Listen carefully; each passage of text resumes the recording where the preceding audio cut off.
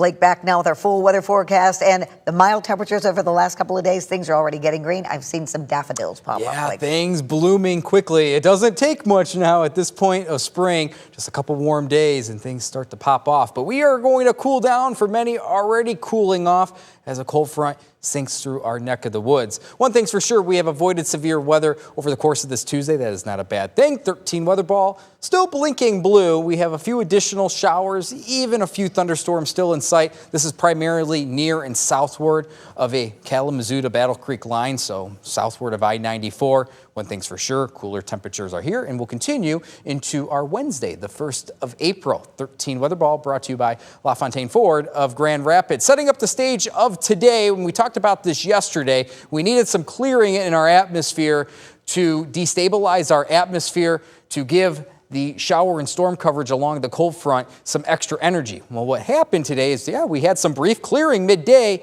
It was short-lived, however. Showers and storms blossomed. There was enough instability in our atmosphere, and that robbed a lot of the storm fuel out ahead of the cold front and didn't really allow for any strong to severe storms to fire up with the arrival of the cold front. Again, not a bad thing, but that's what occurred over the course of this afternoon into the early evening hours. Now, the cold front is still sinking through West Michigan, and there does remain energy around to support scattered showers and a few non-severe thunderstorms. We can see a lot of this sinking to the south of I-94. Any active weather is across northern Indiana here at this 6 o'clock hour, just to the west of Fort Wayne. In fact, this particular thunderstorm has some tornadic characteristics to it, and this red box you see here is a ongoing tornado warning just to the south and west of Fort Wayne. We do not have any severe weather risk really left over in our forecast, maybe for another hour or so before the cold front sinks through. That would be primarily near and southward of I-94. North of the cold front, things are already drying out, and that will be the continued theme the rest of this evening into tonight. I think by 9, 10 o'clock we dry out. Yes, we'll be under a mostly cloudy sky the rest of the night, but things will be drying out across the board.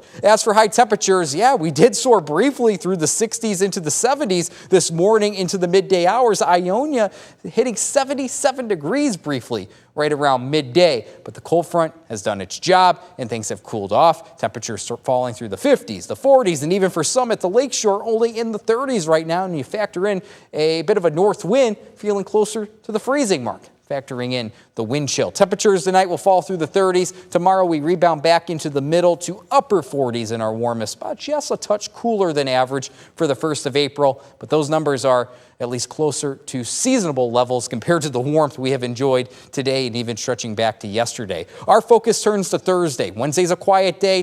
Thursday, however, highlighted in red. We do have a 13 weather impact alert because of the opportunity of thunderstorms late in the day, and there will be just enough ingredients as of now in this forecast to support another strong to severe weather risk. As for Wednesday itself, we're dry, no issues there, maybe even some late day peaks of sunshine. But here comes another low pressure system as we get into Thursday morning. Most of this Thursday morning precipitation wise will just be run-of-the-mill showers, maybe a rumble of thunder. Could be a brief opportunity of freezing rain near US 10, but should be short-lived. Any winter weather will be well to our north. Notice what happens Thursday afternoon. As of now, it appears that we dry out, and if we can clear out the skies again, destabilize our atmosphere, that would set up the stage for storms upstream of us to our west to fire up and work their way into West Michigan late in the day into Thursday evening, at least Thursday evening into a chunk of the nighttime hours. And the Storm Prediction Center has highlighted this risk with a level 2 slight risk. That's a level 2 out of 5 risk across all of West Michigan. As of now, the primary risk appears to be wind and hail.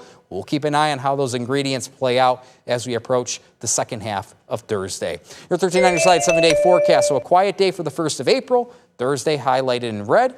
Friday, another quiet day, and then we're back to more active weather to kick off Easter Sunday. But Easter Sunday itself, while colder, will be quiet.